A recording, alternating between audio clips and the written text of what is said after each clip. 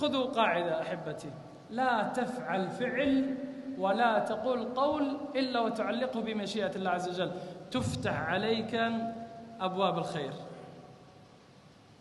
في الصحيحين من حديث أبي هريرة رضي الله عنه وأرضاه أن سليمان النبي عليه السلام قال: لأطوفن الليلة ب100 امرأة من نسائه تلد كل امرأة غلاما يقاتل في سبيل الله. قال الملك: قال قل إن شاء الله، ولم يقل ونسي.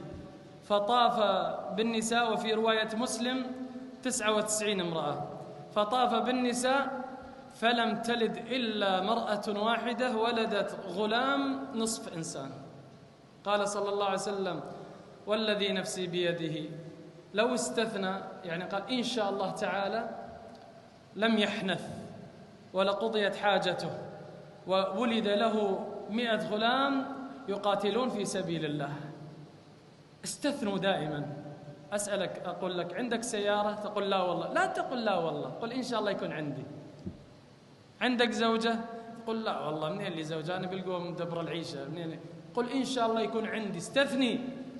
بل يأجوج ومأجوج هؤلاء ما يخرجون إلى الناس، كل يوم يأتون يحفرون يحفرون يحفرون، ما يبقى بهدم السد إلا فاس واحد، يقولون سوف نأتي غدا ونخرج، ما يستثنون، ما يقولون إن شاء الله. وهذا حالهم إلى أن يشاء الله عز وجل أن يخرجوا. فيأتي في اليوم الذي يأذن الله عز وجل بخروجهم أيضا يحفرون يحفرون يحفرون، فيقول الذي عليهم: اتركوه سوف نعود غدا إن شاء الله. فيأتون من الغد وإذا نفس المكان فيضربون ويطلعون على الناس. إذن يستثني الإنسان دائما في كل أعماله، في كل أقواله. لا يقول والله أنا ما يحتاج استثني. حال هذا اللي رايح يشتري حمار من السوق، فلقيه شخص قال له: أين تذهب؟ قال: إلى السوق. قال: ماذا تفعل؟ قال: اشتري حمارا. قال: قل إن شاء الله ما تخسر. قال: ولم إن شاء الله؟